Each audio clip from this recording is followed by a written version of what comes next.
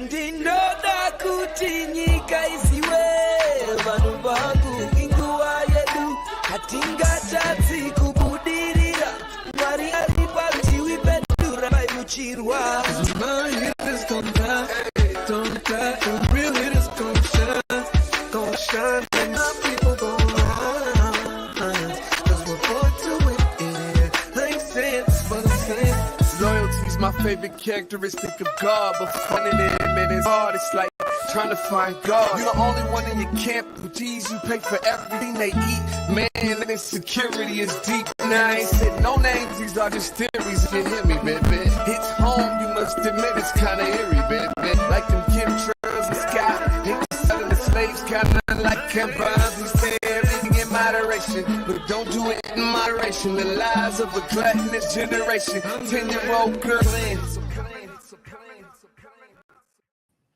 Well, welcome everybody to the Day with Trae. Top of the day to all of y'all out there. We have a wonderful Wednesday for y'all today. I'm so excited.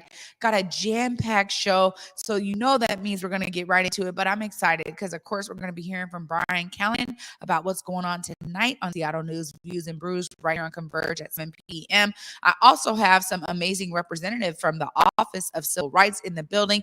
My guy, John Page, is here. And also we got Mano, who I'll be talking to both of them about the participatory budgeting process. And I promised y'all we would stay on this story, figure out what is going on, where is the money going, how is it going to get distributed, how can the community be involved. So we're going to dive into all those details.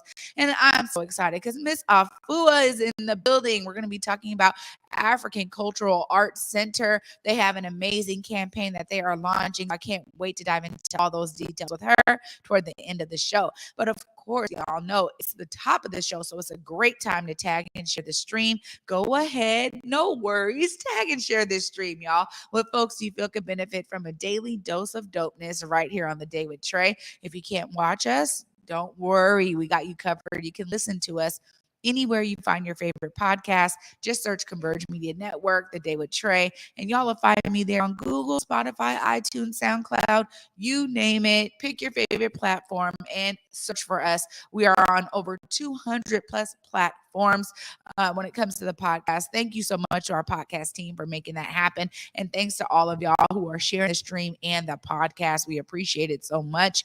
But I'm excited because Brian couldn't be here today because it was so jam-packed, and I'm so thankful that he gets to give us a good message from his booth of truth about what's going on tonight on Seattle News, Views, and Brews. Hey, Trae. I know we don't have too much time today, but I did want to make sure I covered a couple of our top stories that are happening. We're talking about them tonight on Seattle News, Views, and Brews right here on Converge at 7 p.m. First up, we're talking about the confirmation hearing for Adrian Diaz. Interim chief is going to become the permanent chief of the Seattle Police Department. A lot to consider right now. Of course, we have been talking about what the Seattle City Council has been doing with its budget, abrogating or filling those unfilled positions for the Seattle Police Department, actually taking those unfilled positions away from the Seattle Police Department when it comes to their hiring authority. There's been some changes over this. Last year, Adrian Diaz was not happy about this concept from the city of Seattle.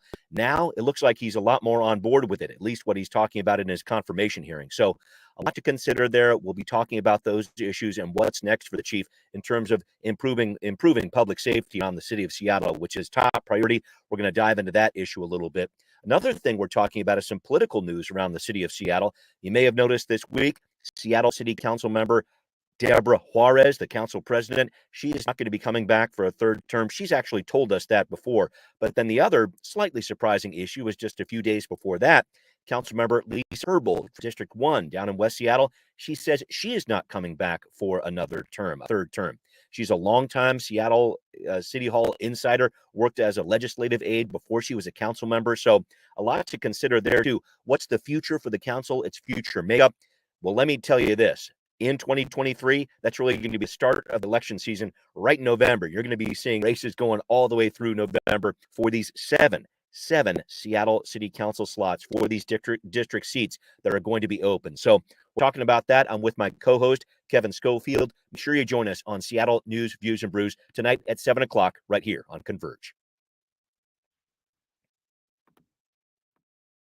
Wow. Thanks so much, Brian. So much to consider in terms of all topics y'all cover. Yeah, and definitely some shakeup in the political sphere there with Deborah Juarez and also Councilmember Lisa Herbold. That is some heavy shoes there, y'all, and it's going to be needing some real people of color in these seats. I'm going to say it all the time. We need those from the global majority to show up. But go ahead, put your run in, put your name in the hat, because one of the things that I think the Seattle City Council really needs is a diverse representation. With Deborah Juarez leaving, that's also a huge part right there of someone who has some insight into, what our tribes are doing, how our indigenous folks are moving. So this is going to be interesting. I love that you guys are covering that. Make sure you guys tune in tonight at 7 p.m. right here on Converge. But I'm excited because I'm going to dive right into it today. I get to talk to my guy, John Page, one of my neighbors out there in South King County, who has been working with the Office of Civil Rights for quite some time and is going to be sharing some insight he has about what's going on there at the office and how they're moving into this PB process. Hi, John. Hey, it's good to be here. Thank you so much, Trayana. It's a pleasure. Get a chance to talk to you about what we got going. Yeah, thank you so much for joining me today. I mean, this right here is something I think as soon as we heard the news that the participatory budgeting budget was going to go to the Office of Civil Rights, I hit you up like, all right, John, I need to stay engaged. I need to be informed, but really I want the community to know what's going on. Tell us a bit about Office of Civil Rights in general. What kind of things do y'all cover? So, Seattle Office for Civil Rights, OCR, euphemistically known, globally, we guard and protect civil rights, right? So we protect folk with disability. We protect all the protections around civil rights globally, right? We enforce civil rights laws at the city level. We do some policy work, right? This work around participatory budgeting, we created a division, a community investments division, to really shepherd the PB process, right? So, and we've been engaged in this for about a year. It came to us in 2021, some of 2021. Yeah. And, I think a lot of folks were like, whoa, okay, maybe that's a really great move, because I think some of the concern in the community is, this PB process, is it going to hit the people that need it the most? And is it going to actually serve those who fought for this process to occur? And so there's been some talk about that. How are you guys really stewarding the process to ensure some of those pillars of what the community was looking for are definitely embedded in the process? Trae, you raised a really good point, and my colleague Mano is here to really get into some of the weeds. We'll share some time. But one of the things about the process, about being deliberate with engaging Seattle community around making sure all voices are heard and making sure these resources, this part of the budget, this approximately $30 million, go to the folk who, the original intent of the folk who were out there protesting, following the murder of George Floyd. I want to back up real quickly. I don't think I answered the question around what OCR does. So not only do we do enforcement, right? We have enforcement division, but we also we staff commissions coming out of Seattle City Commissions, so Human Rights Commissions, the Women's Commissions, LGBTQ Commissions, and Disability Commissions, right? So just wanted to mention that. Well, also, too, I want to talk about your role specifically there, because you are Community Engagement Director. Do I have it right? Community Investments Director. That's close enough. Investments. Yeah. But this is really important because for the Office of Civil Rights to understand that they have a duty to ensure that investments are happening in a proper way that embeds a civil rights process, a civil rights foundation. How do you do that in your role, John, as Community Investments Director? How do you do that? So globally, our whole intent is, how does the city invest in community-based work, right? In ways that are equitable and in ways that allow the community to assess these investments, right? And dictate where these investment goes, right? So really, our whole intent is, how do we get at the status quo? Because, the cities, municipalities around the country have been investing in communities for a long time.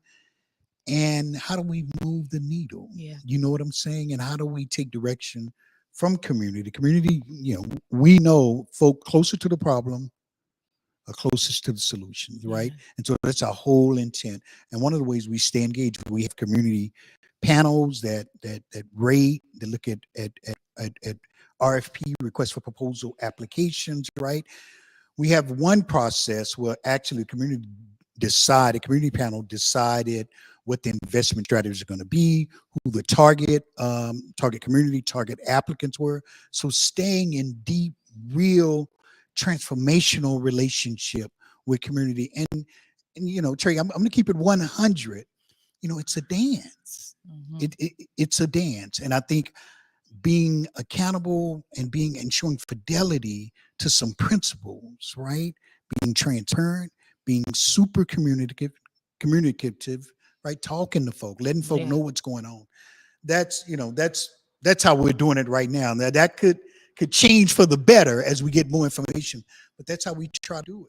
Well, one of the things that I think is I want to touch on while I have you here, John, is you really bring a unique lived experience that allows you to do this work in a way that comes from, you being a community member and having a wide variety of ways that you engage with community on so many different topics when it comes to equity, when it comes to undoing institutionalized racism. I mean, I have seen you be in community outside of your role at OCR that I'm sure also informs how you move within the office. I just want to talk a bit about, your background that got you really prepared for this role and how you bring all of that to OCR.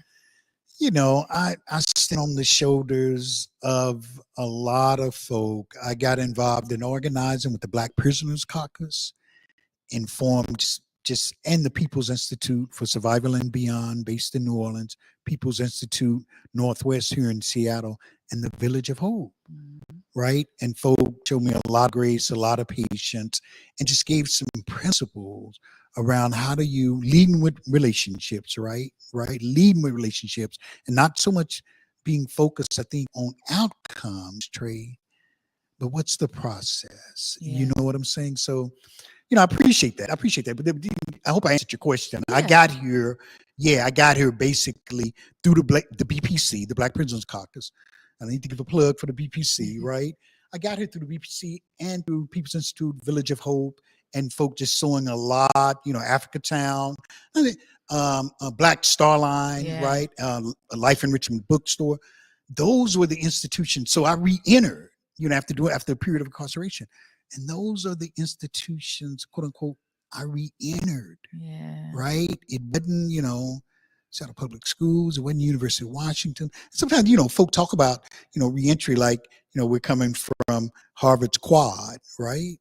For Black and brown folk, what institutions are we re-entering? And these are the people who said, hey, we miss y'all, and we want to support the organizing work. And those are revolutionary concepts to hear when you're doing a bid. You feel me? Well, I do. And this is why I wanted to dive into it, because, having spent some time with you and being able to be in community with you, I say that these are the kind of people we need in these kinds of positions. And I think far too often we have a lot of people who actually are not rooted or connected to what's happening on the ground, and particularly what's happening in community, to be able to bring that to the office. And I think that to any office or government department or institution, whatever it is, for me, I go, there needs to be more of that. And we need to be able to build that bridge between the brilliance that's going on in our community and what needs to be happening inside of these offices. And I really appreciate how you said, being led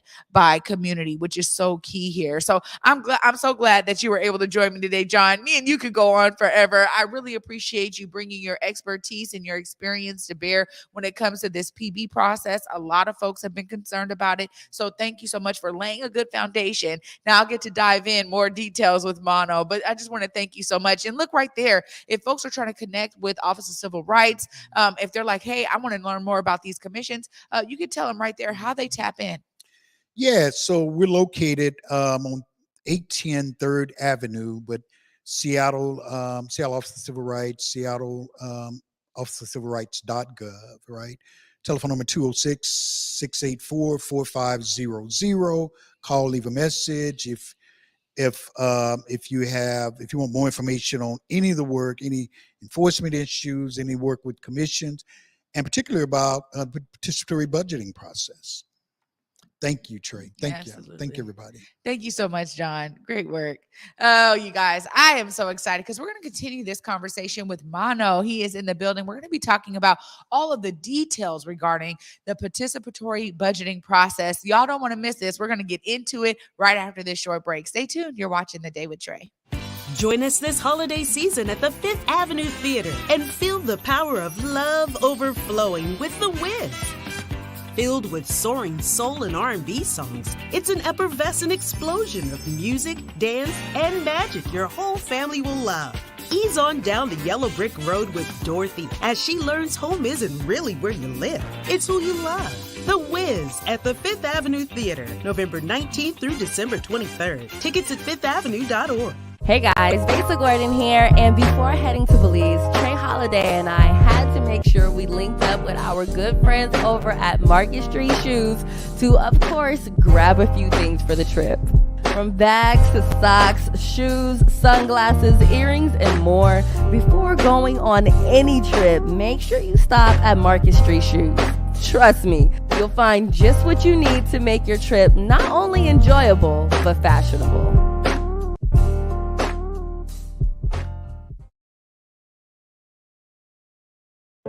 COVID-19 hurt my income, my health, and my family. We were about to lose our home when we heard we might be eligible for homeowner assistance funds from the government. We called 1-877-894-HOME, and a housing counselor stepped in, talked to our lender, and saved our home. Federal funding details at washingtonhaf.org.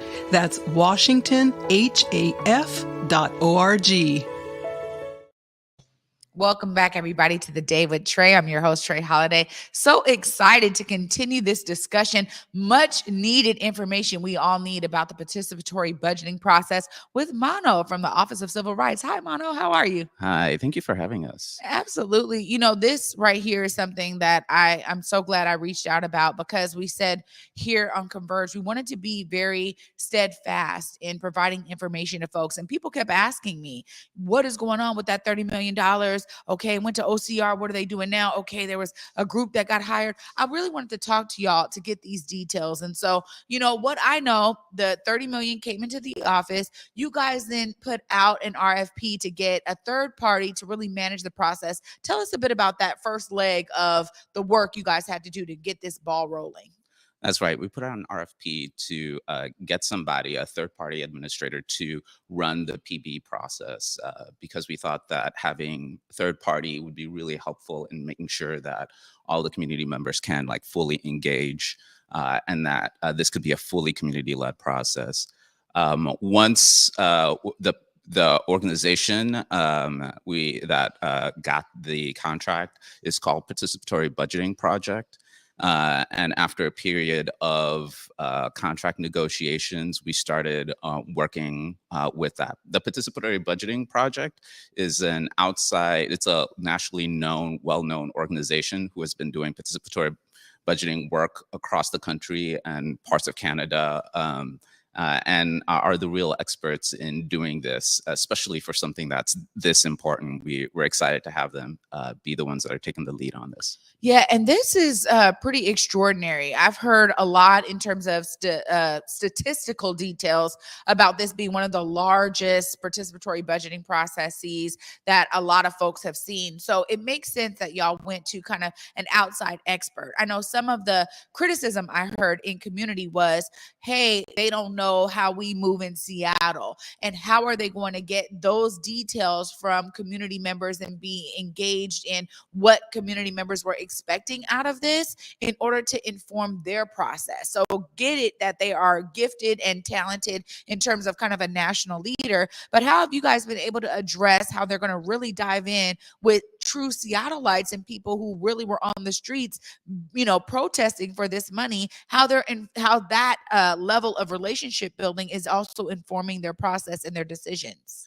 That's why we really liked their proposal when they showed up, because they knew that really engaging with community members, really building those relationships was key to having a successful PB process, because ultimately PB, participatory budgeting, is community led. And as part of their work, it's taken some time for them to build connections, to learn from community, to engage fully, to make sure that community knows that PB is happening. That's part of the reason we're here, is to let folks know what's happening with the PB process, so people are fully engaged. We also have the participatory budgeting project has different ways that community members can engage, and we want to make sure that their folks are going into and applying for these positions, so that that we do get the voice of the community. But ultimately, it's going to be an intentional, slow process to make sure that people actually trust us, to trust the participatory budgeting project, and continues to engage with them. Well, just like I asked John about his role, I want to hear how integral your role is from the Office of Civil Rights in this entire process, Mano.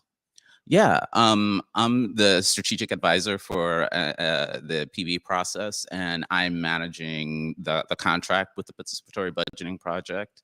And I'm also working to bring together people in the city itself that have different levels of expertise of how like budgeting works, how specific departments do their work, so that PBP and community members can gel together with the city effectively, so that we get proposals at the end of the day that we can move forward with. So that's really my job, is to make sure that the things happening on the city end are really matching up with what's happening on the community end.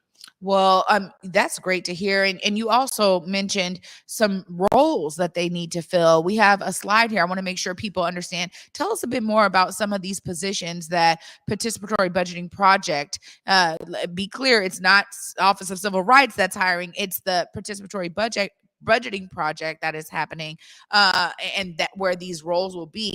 Tell us a little bit more about some of these positions. Yeah, PBP, the Participatory Budgeting Project, is hiring 3 positions. They're the Community Engagement Director, Community Engagement Manager, Participatory Budgeting Coordinator, and People's Fellowship Manager. These are all positions that we want people who are very familiar with, or that PBP wants people who are very familiar with the community, have history within the community to really apply for. And these positions have been open for a while, but that's only just because we want the best applicants coming into this. If you've seen the positions before, please look at them again and really consider applying and putting your application. Work that we're doing here is really critical and important for the success of the PB process. It really is. And I think it's going to require people who were a part of the original process in terms of being out in the streets, protesting. I've spoken to many folks who are like, man, I need to do more. Now that we're no longer in the streets, how else do I affect change? And this is one of those ways to do that. So if folks are looking to get involved, be a part of the participatory budgeting process, and really be engaged with PBP, tell us, how do folks do that? I think we also have another slide that kind of shows some ways to stay connected, but just tell us how folks can be doing that. The best way to get engaged and involved and know what's happening is go to pbseattle.org. That is the website that the Participatory Budgeting Project has put together, and you'll be able to find all of the critical information around the PB process, where it is, the timeline, and you can sign up. I think on there you'll also see my information, my contact information. It's Emmanuel Da Silva at Seattle.gov, and then also Kayla, who is the staff person at PBP, who please feel free to reach out to her directly with the email that's on the screen. Well, this is exciting because you guys are doing the work to, a lot of folks were like, man, if it moves too fast, maybe it won't really have the effect that I think a lot of folks were looking for. And then some were like, well, if it moves too slow, will the money ever come out to community? Yeah. So there's this balance that I think has to be met when we're talking about the PB process. And I'm just grateful that, my show and this platform can be of service to ensuring people know how to stay engaged with this, because a lot of folks have been asking and been wanting to know. And so I'm glad to know that PBP is saying, look, we need to connect with y'all. We want to hear from y'all. Not only do we have these positions, but there are other ways to be engaged and involved. And at the end of the day, if the recommendations are really coming from a robust set of community members, not just a subset, but a robust set of community members who really have had divestment happen in their communities, they've had neglect happen in their communities. We need direct funding to really address a lot of the harms that were caused by those practices. And so a lot of folks see PB process as being a way to do just that. So thank you so much, Mano, for your work on this. And please, y'all, I'll be tapping back in with y'all to say, where are we at now? Who do I need to be talking to? Does Kayla need to come on next to tell us about the next phase of this? We will definitely stay connected and keep this information alive for the people so they can stay engaged. Thanks so much, Mano. Thank you so much. Absolutely. Oh, great information indeed. And I'm so glad that even me, I'm getting informed during this interview and both of them to understand where we are with the PB process. We're going to bring it into some community engagement opportunities right after this short break with Miss Afua as we learn more about African Cultural Arts Center and their campaign that they are launching in 2023. You guys do not want to miss this. Stay tuned. You're watching The Day with Trae.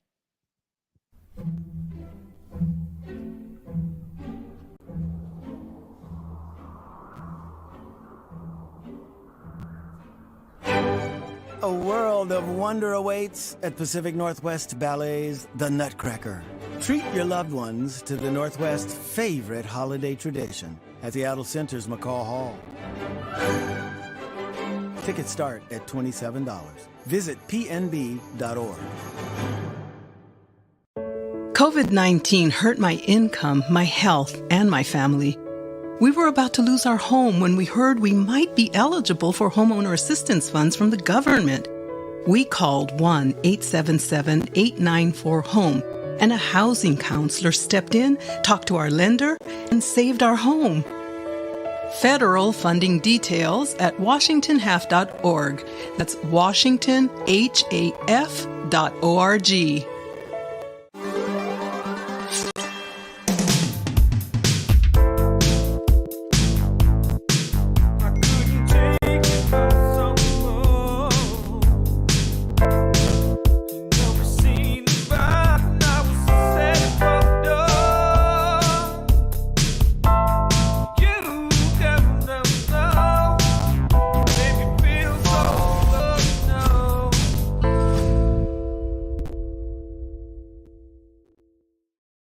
Welcome back, everybody, to The Day with Trae. I'm your host, Trae Holiday, and joining me right now is Miss Afua. I'm so excited. Hi, Miss Afua. How are you? Good morning. I'm wonderful. Thanks, Trayana. Thanks for having me. Pull your mic up so we can hear you. Good morning. Thank you, Trayana, for having me.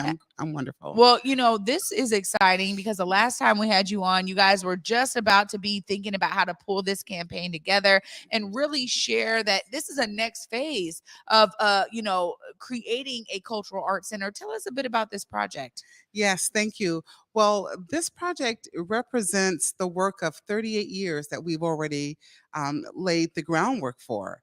The African Cultural Arts Center will be launched right in the belly of Rainier Valley in the neighborhood of Brighton. And it's going to bring about more awareness, arts and culture, the roots of Africa and African people. We've been doing the work, but it's been more of a celebration. And now we want to be able to have sacred space for the community that lives and works there. Yeah, this is so important, and it really is another institution that is so needed. I love how you talk about it being one of those pillars, really, in the community of driving African culture home and having a place for it, because y'all have been doing the work for a very long Yes. time, and it's been something that so many in throughout all of our communities have been able to experience. But what are some of the things you're most excited for when you think about this center finally being done? Y'all doing the ribbon cutting. Tell us about some of the things that community can expect that'll be held there at the center. Well, it's exciting right now because people walk by, they're very interested, they'll come, they'll knock on the door, and they want to get engaged just when we're not as accessible as we're facing forward. We will, for the first time, have a public-facing office, because currently our offices have been in our living room. And so we're going to excavate the property. We're going to, well, first acquire it and excavate it. And then we'll have, as I mentioned, a public-facing Afua, ACAC office. And then we'll have a boardroom. We'll have some ADA restrooms. The property itself will be renamed to call it a living archive, because that's who we are. That's the work we do. We transition, we perform, we present, we honor our African culture, our roots, our heritage. It's a creative advantage that we want to sustain. And so we do offer year-round rites of passage programs for young girls of color between the ages of 11 and 18 years old, and this will allow them to have their sacred space as well. Yeah, this is beautiful. I mean, you know, when I think about all the things that you guys offer, you know, the rites of passage program is so Yes. necessary for our community, particularly when we think about young women, you know, finding themselves and, Yes. you know, understanding who they are and the Mhm. power that they possess. I think it's so important. But you guys are also known for, you know, doing all of these cultural classes, dance, Yes. understanding African heritage and culture, the Yes. roots. So you guys provide a lot of different services out in community, and now all that's going to be able to be centered right here at the center. Yes. But also such a much needed facet of Rainier Valley. I mean, when you talk about the space in and of itself in Brighton, like this is one of the most diverse zip codes and diverse spaces Say that the that. city has. Yes. And so it's great to know that, you know, African culture will be celebrated there. When we think about this campaign now, you guys are launching this amazing campaign to acquire the space and to do this necessary build out. Tell us Yes. more about the funding needed and how folks can stay engaged in that side of the work you're doing now. Thank you. Well, when we talk about the acquisition, we should have started talking about this 38 years ago when we first opened the doors. Because the first day that we moved into that property to live there was the same day we opened the doors for the community to come in and be a part of the work. So it's been already acknowledged as a cultural landmark. We've had, as I mentioned, the rites of passages. We've had state of Washington visitation sessions. We've had Kemetic Temple meetings there weekly. We've had, you name it. So many events, so many blessing ceremonies have already existed there. And so the value is there, but what happened is during COVID, right? Because we're always bouncing around community, you know, locations, just you call us and we're there. We provide the cultural necessities because our work is really an extension of the household, right? And Yeah. so, you know, it's not only for young, you know, folks, it's not only for families, but it's we want to also bridge that gap from our elders. Some of them have not had the opportunity. Most of them have sacred stories that there's no sacred space to really hold, you know, the continuation of our culture within. And so I just wanted to mention that first when we talk about the value of the work. So you know, when we look at this space that we are gonna manifest, we want to start it. Well, think about how you've already invested, right? And so now we're switching because we've never asked for monies before on this type of a level. So it will take $300,000 to acquire the building, the owner of the property wants us to take over the space, and they will not charge us 1 penny over what's due on the mortgage. So that will take $300,000. And then we have, we're working with Jacob and Sons Contractors and Blackstreet Construction, and they will do the excavating, all the contractual, and the capacity building. We're looking at Curtis Calhoun and Friends to help us with growth strategies, because our organizations have grown in the last 38 years and the community has grown. So how do we work together with our new ACAC board and et cetera? So working with growth strategies, construction, acquisition, that's a total of $800,000. And I know that there's initiatives out there that are supporting other organizations that are great, that are doing great, awesome, amazing work. And they are beloved activities that are happening in their sacred spaces. And we want sacred spaces for African people in Rainier Valley. And that will come to $800,000. Wow. So what a major campaign you guys are launching. When you think about how y'all are doing this, you're coming and bringing it directly to community. Yes. I know you guys have other strategies, but how can community be engaged and help really support this campaign? Thank you. I did miss that, didn't I? We are so excited to offer community forums. We want community to be involved on every level that they're able to be. We have our community advisory board. We have our strategic team. And we also have event planning. There's so many different ways. If you would look on social media under Afua, which is ADEFUA, because Afua is our fiscal sponsor and the actual cultural anchor of this initiative. So African Cultural Arts Center will be Black owned, Black operated, as we fully deserve to be. And we're just asking for the support of the community, because it will be you and your voices that will make this manifest. And we want you to join us. So we have www.adefuacenter.org, adefuacenter.org. And then we also have just created a website, AfricanCulturalArtsCenter.com. Wow, amazing, Ms. Afua. Thank you so much for your Thank dedication you. to bringing these cultural traditions to our community, making us remember our ancestral heritage and brilliance and legacy. You have been so embedded in community. I'm so grateful that you had time to join me today to share this amazing opportunity with everyone. Thank you so much for everything you're doing. Absolutely. Anytime. Thank you. You got it.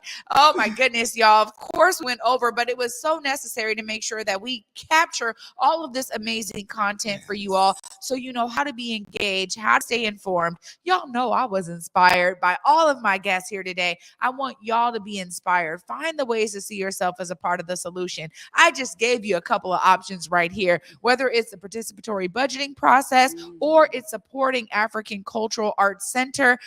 You guys have two amazing opportunities that have been shared with you today, so that you don't even have to do the think work on it. Just pick one and find a way to be engaged and stay involved in these amazing opportunities to be supportive of community initiatives and to make sure that we are getting monies to the right things and that we are building our institution. So, of course, I'm inspired. I want y'all to be inspired to see yourself as a part of the solution. And for me, until tomorrow, y'all, at 11 a.m., peace.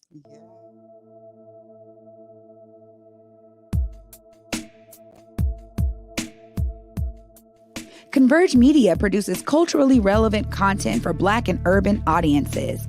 Our coverage is raw, transparent, and objective, praised by community leaders, government officials, and residents. Support Converge Media today via Venmo, Cash App, or PayPal at Converge Media.